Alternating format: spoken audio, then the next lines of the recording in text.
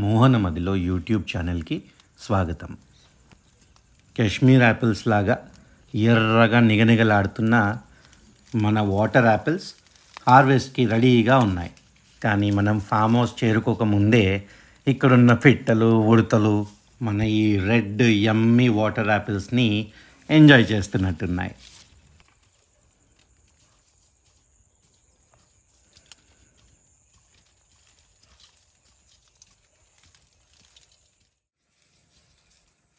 ఇదేదో flower bouquet అనుకున్నారు.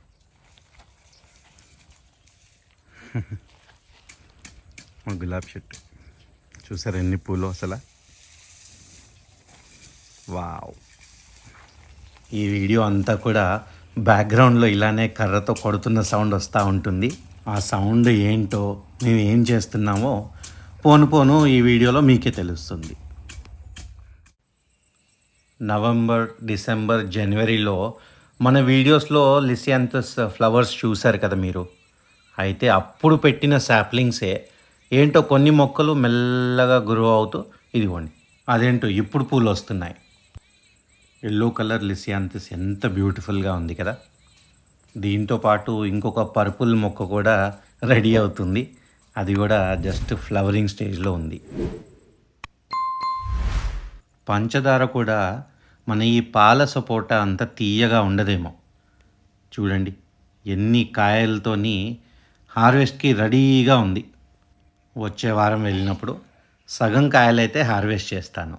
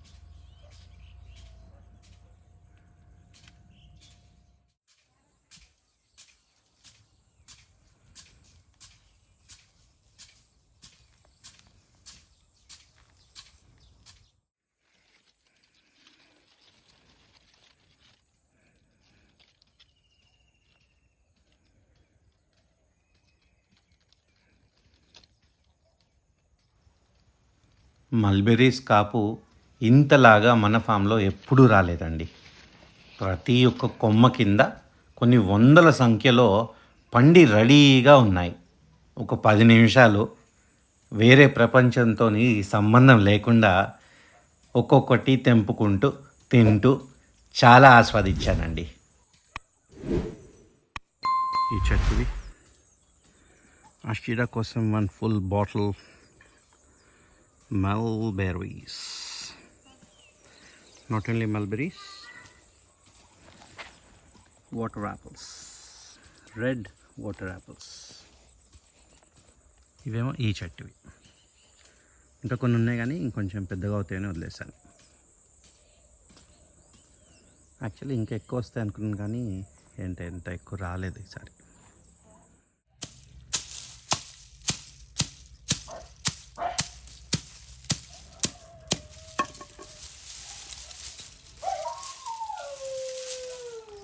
అరే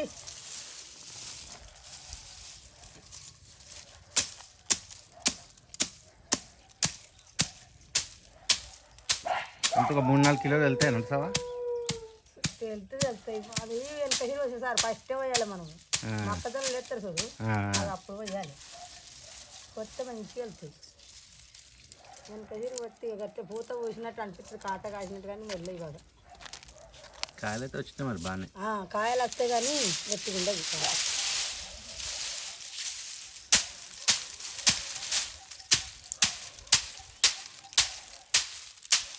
ఇది వేస్ట్ కుప్ప.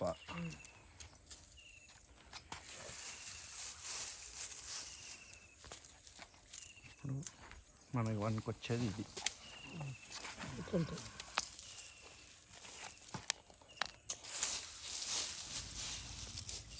ఏంటో అనుకునేది. పోయిన వారం మనము కందులు హార్వెస్ట్ చేసాము. ఆ హార్వెస్ట్ చేసిన కందుల్ని ఒక వారం పాటు ఎండలో ఎండబెట్టాము. మీకు ఇందాక నుంచి వీడియోలో ఆ కర్ర సౌండ్ వచ్చేది ఇదే అండి. పాపం మా నర్సవ్వ చాలాసేపటి నుంచి ఇలా ఈ డ్రై స్టెమ్స్ అన్ని తీసుకొచ్చి ఇలా కర్రతోని కొట్టి ఆ డ్రై స్టెమ్స్ నుంచి ఇత్తుల్ని, లీవ్స్ని, ఆ డ్రై లీవ్స్ని అన్నిటినీ వేరు చేసింది. ఇదిగోండి, ఆ వేరు చేసిన ఆకులు కందుల్ని నర్సవ్వ వాళ్ళ మదర్ ఈవిడ హెల్ప్ చేస్తున్నారనమాట. ఇలా నీట్గా క్లీన్ చేస్తున్నారు. యాక్చువల్లీ చాట ఉంటే ఐడియల్గా ఉండేది, కానీ మా దగ్గర సమయానికి చాట అందుబాటులో లేనందువలన ఇలా ఈ అడ్జస్ట్మెంట్ చేయటం జరిగింది.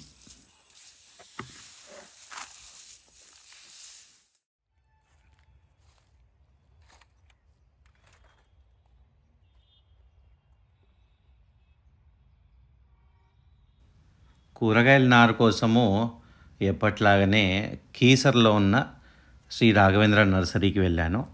ఎప్పుడు ఏ నర్సరీకి వెళ్ళినా ఆత్రంతో అవసరం ఉన్నదానికంటే ఎక్కువ మొక్కలు కొనేస్తూ ఉంటానండి. నేనైనా అంతే, శైలజ అయినా అంతే.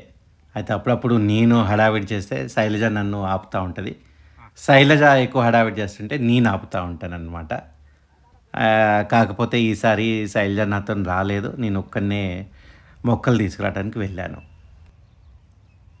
వీళ్ళ దగ్గర రెగ్యులర్ మొక్కలు, ఈ టమాటాలు, వంకాయలు, బంతి ఇవన్నీ రెగ్యులర్గా పెంచే మొక్కలు కాబట్టి 1 రూపీ లాగా ఛార్జ్ చేస్తారు. తీగ జాతివి 3 రూపాయల నుంచి 5 రూపాయల లోపు ఉంటాయి అన్నమాట. ఇది వరకు ఎక్కువగా గోపాల్ నర్సరీ వెళ్ళేవానండి. అది కానీ బానూరు, మేము ఉండే ప్లేస్కి బానూరు చాలా దూరం, ఆల్మోస్ట్ గంట పైనే పడుతుంది. అయితే అక్కడ వెరైటీలు చాలా ఉంటాయి, ఆప్షన్స్ ఎక్కువగా ఉంటాయి కాబట్టి అంత దూరం వెళ్ళేవాడిని. ఇక మొక్కల ప్రేమికులు కదండి, అలా ఆప్షన్స్ ఎక్కువ ఉంటే ఎంత దూరమైనా వెళ్తాము. అయితే ఈ కీసరలో ఉన్నది కొద్దిగా దగ్గర అనిపిస్తుంది. ప్లస్ వీళ్ళ దగ్గర వెరైటీలు కూడా పర్వాలేదు, గోపాల్ నర్సరీలో ఉన్నన్ని కాకపోయినా బాగానే ఉంటున్నాయి.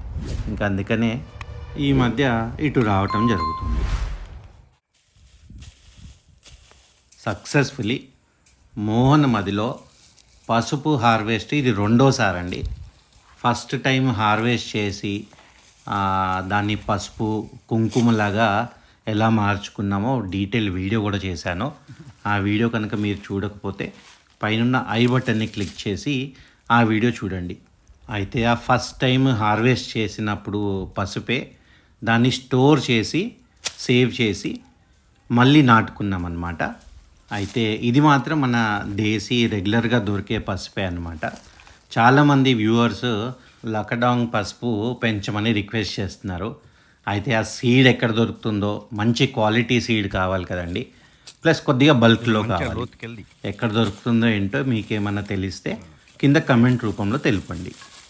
హార్వెస్ట్ చేస్తున్నప్పుడే ఆ పసుపు ఫ్రాగ్రెన్స్ ఎంత స్ట్రాంగ్గా వస్తుందో అసలు. ఇంకా దీన్ని ఇప్పుడు కడిగి ఎండబెట్టాలి, ముక్కల్లాగా చేసుకోవాలి, డ్రై చేయాలి, పిండి గిన్నెకి ఇవ్వాలి, ఇంటికి తీసుకురావాలి, వంటలు వండుకోవాలి. ఇన్ని పనులు ఉన్నాయి ఇప్పుడు. మర్చిపోయాను, ఈ మధ్య ఎవరో కమెంట్స్లో పెట్టారు పచ్చి పసుపుతో కూడా డిషెస్ చేసుకోవచ్చు అని. నేనైతే ఎప్పుడు తినలేదు, ఎప్పుడు చూడలేదు కూడా. ఏదో రెస్టారెంట్లో కూడా చూసినట్టు నాకు గుర్తులేదు. మీకేమన్నా తెలిస్తే చిన్న కొద్దిగా చెప్పండి. ఇంకా పెరుగుతాయి. మన దొండ చూడండి, వచ్చాయి. ఓ హ్యాపీ దొండాస్.